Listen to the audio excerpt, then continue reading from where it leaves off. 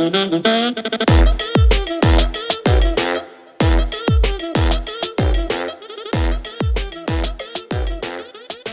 question. I absolutely loved it. It is, do you buy your grapes or own your vineyard slash winery? Any interest in Napa? So to give a little backstory, I started farming grapes in a vineyard, my family vineyard, and that was about 2011. And I loved being involved in the farming process. I love the agricultural aspect of it. But as I decided to launch my company in 2017, it was hard to dedicate a good amount of time to farming and to being there for the process. And as you know, it's a lengthy process, to also spend time and dedicate that to building a brand and building a company as well. So I would love to be involved in every aspect, but I only have so many hours and days in my time. So I'm focusing on sourcing my wine and grapes out of Paso Robles. I would love to continue to grow and obviously be involved in more parts and aspects of it, but for now I'm focusing on growing the brand as much as I can out of Vegas. And to follow up with your second part of the question, any interest in Napa? I love Napa. They have some amazing wine and grapes out of there. I actually have a really good friend. Him and his family provide grapes for a large brand and large winery out there, but there are additional taxes and higher taxes coming out of certain areas and certain regions, depending on where you're getting the grapes, whether it's Napa, Sonoma, Fairfield. So as much as I love the wine and love the area and have friends that are involved with it, I'll continue to source out of Paso just because the Petit Syrah there and the Grenache out of there is amazing. It's very rich, very jammy, fruit forward. And I'll continue to do that going forward, even though I love to visit Napa and love to go check out other spaces. So I hope Excellent, excellent. yeah. Did you have any follow up to that question or anything that piques your interest? Well, I think you covered it. I was, Paso obviously has some great wineries. Justin comes to mind right off the top of my head. And they obviously do some great grapes, but I didn't know if you were sourcing there for the flavor, which you identified, or for the cost, or for both. And then, I knew that you had a family winery through some of your backstory stuff. And do you still get any of your own grapes through your family winery? No, we're keeping those. I started that in Utah, and licensing obviously out of Utah is very difficult, and also awareness of wine from Utah. So I loved it. It's great. It's younger wine, younger grapes, but all those grapes and wine is going to stay there in Utah, and I'll continue to source from Paso Robles.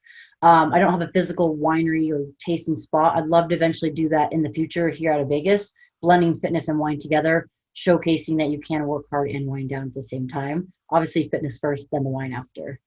You have to earn your grapes. Exactly. Earn your grapes, So I'd love to, again, to showcase with that. And I think the people that I've shared it with, they love the idea. So again, getting people to, do a little bit of fitness, move, yoga, stretch, and then wind down with a glass of goat or glass of wine afterwards.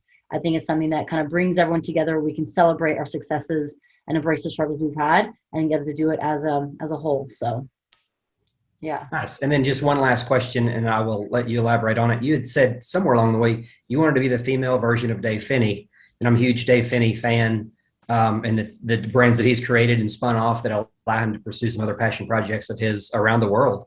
Do you have any plans in the works right now that are going to allow you to do some of those things and maybe some of those cult wines that he produces?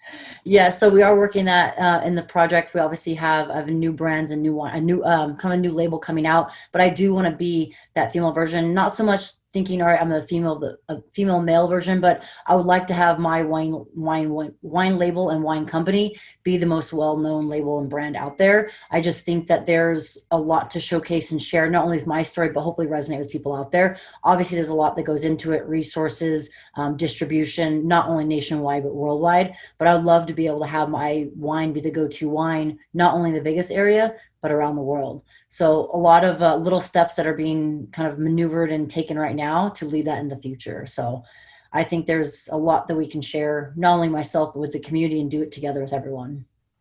Awesome.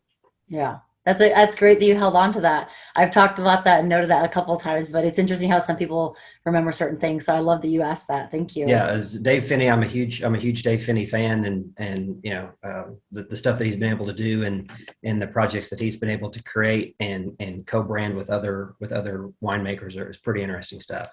Yeah, it's definitely he's done a lot over the time that he's had, and obviously the wines and the brands that he's put out there. But like I said, I'd love to be the most well-known wine label and wine company out there, and showcase people and give inspiration to other individuals out there that they can do it too, whether that's in the business of wine or other businesses and other industries. Nice. So awesome. Well, thank you so much for your time, John. I appreciate it. A second. Oh, yes, I have one question for you actually. Sure. So for you, what you're obviously you are in the industry with restaurants and businesses, and you deal with wines and other brands and food. What has been one of the biggest challenges that you've faced currently with shipping and freight costs? Well, obviously the freight costs are passed, directly on to the end user, which is us, and we have to pass them on to the consumer. And that's across the board in your food and beverage program, as well as your supplies. But right now, shortages in the industry are just huge. Um, and the bigger aspect is when you're out of a product, whether it be a food product, a beverage product, an alcoholic beverage product. The most frustrating part right now is they can't even tell you when they think they're going to get it back as far as your distributor. And I know obviously you're a producer, so you probably have to sell to a wholesaler that then sells to a distributor that then sells to end user restaurant like myself. So you really don't have any control of it after you sell it to that wholesaler who then sells to the distributors. So it's probably frustrating on both sides. If you've got a product that your guests would like to have, Mm-hmm. and you can't even tell them when you're going to be able to get it. Right now, that is one of the biggest frustrations with that we're facing. Um, you know, just trying to get the food and beverage on hand to be able to sell to our guests. Yeah. Have you seen more of a shortage in food specifically, or beverages, or is it a blend of both? It's a blend of both, and I would say it's pretty even.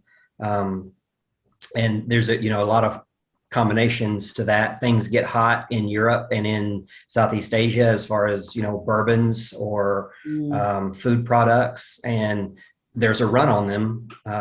Several years ago, Japan was buying all the bourbon, and then Europe and people in Europe were buying all specific alcohol, and so it makes it hard on the producer to be able to produce enough and to be able to I guess equitably distribute to the markets to get everybody what they want. So, and you see it from your signature brands, your brand name brands that everybody knows, all the way down to your more regional stuff that people enjoy. And there's not really been a rhyme or reason to it. So it's yeah. been pretty frustrating.